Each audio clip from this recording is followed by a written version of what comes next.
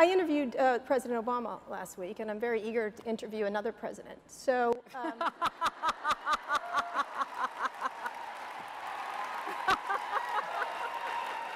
good. See, that's the problem. When you find out where Hillary is, you got to put up with that laugh.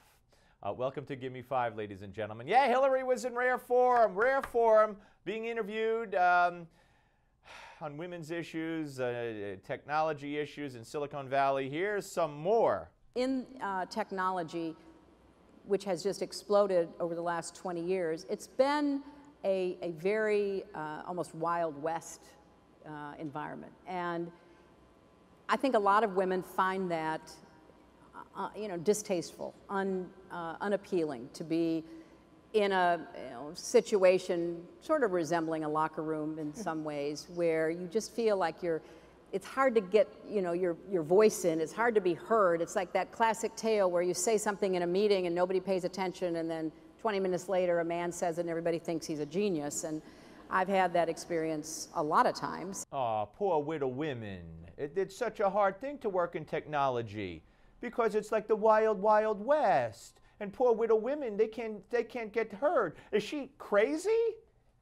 You got to be kidding me. That the question was, why aren't there more women involved in this kind of, because it's like a locker room? Really? Every workplace has rules. They all fall under the same rules and regulations. In my view, over-regulated.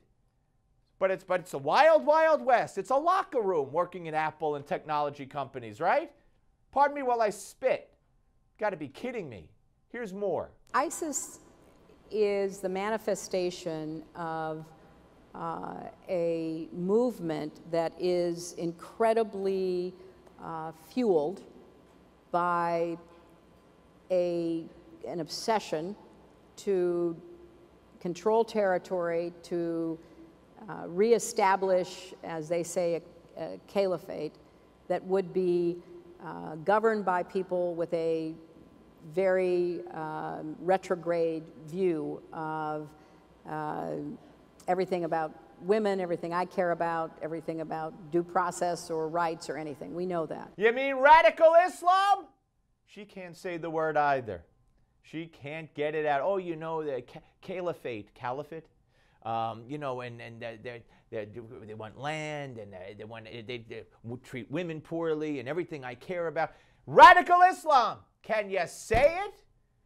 Oh, God forbid she becomes president. We have another administration that just will not recognize the enemy. She and Obama are partially responsible. Obama's almost totally responsible for ISIS being where ISIS is right now. She gave Libya away. She did. Here's more. First of all, they are the successor to what was called Al-Qaeda in Iraq.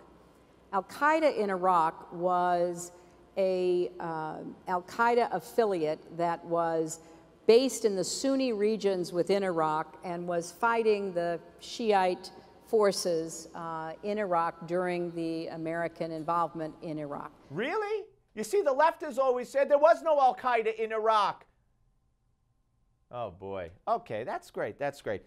Here's what we have to do as a nation. Our mindsets, our partisan bunkers. We've come so far. We still have lots to do on ending, sexism and racism and homophobia and all kinds of, really bad issues that we've had to confront. And we have work still to do, but, we're making a lot of progress. But nobody wants to associate with anybody who doesn't agree with them politically. Really? So what's her solution? I think it's regulate the media. Listen. You can't have a conversation. People won't listen to each other. They listen to different media, and those different media tell different stories about the very same thing that you're watching unfold in front of your eyes. You cannot run a great country like that. And this is the greatest country, and we need to start acting like it and working like it again. Yeah, we can't run a great country with people getting different views from the media.